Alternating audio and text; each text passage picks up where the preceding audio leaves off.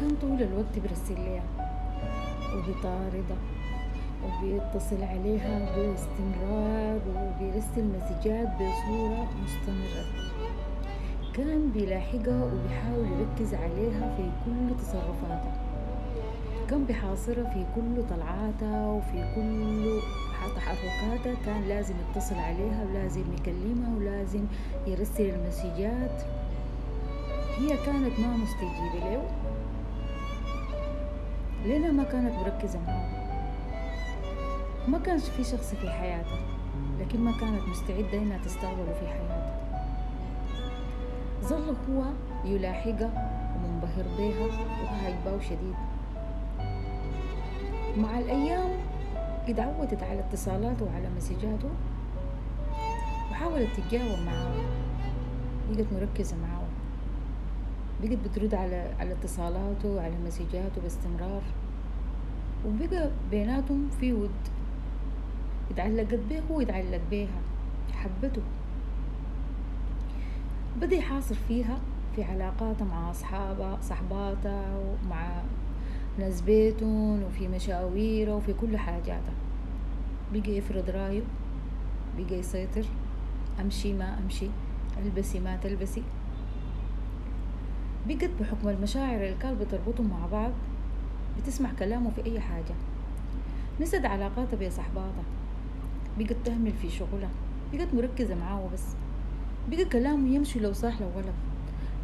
لغت أفكارها، لغت وجهة نظرها، لغت مبادئها، بقت بس مركزة معه هو.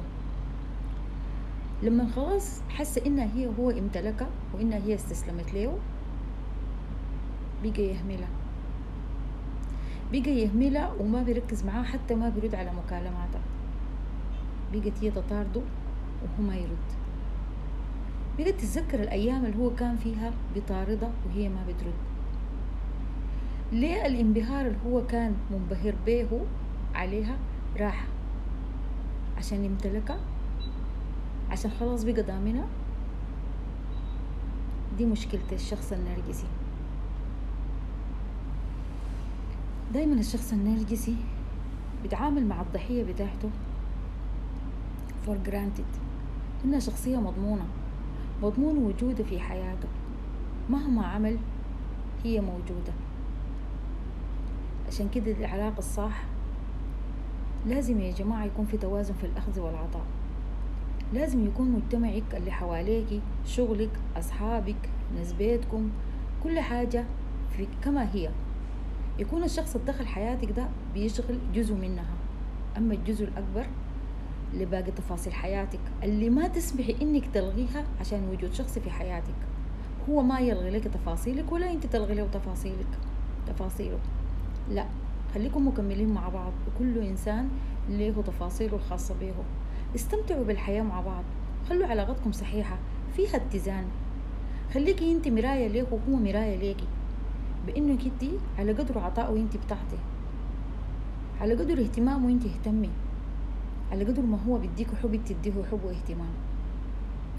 كل ما كانت العلاقة متوازنة كل ما كانت مستمرة، وكل ما ميل كف الميزان وطغى واحد على الثاني كل ما فشلت العلاقة واتدهورت. عشان كده لازم تنتبهوا، لما تكون انت جوا علاقة لازم تنتبه، لازم تكون متوازن عشان تقدر تكمل وبس.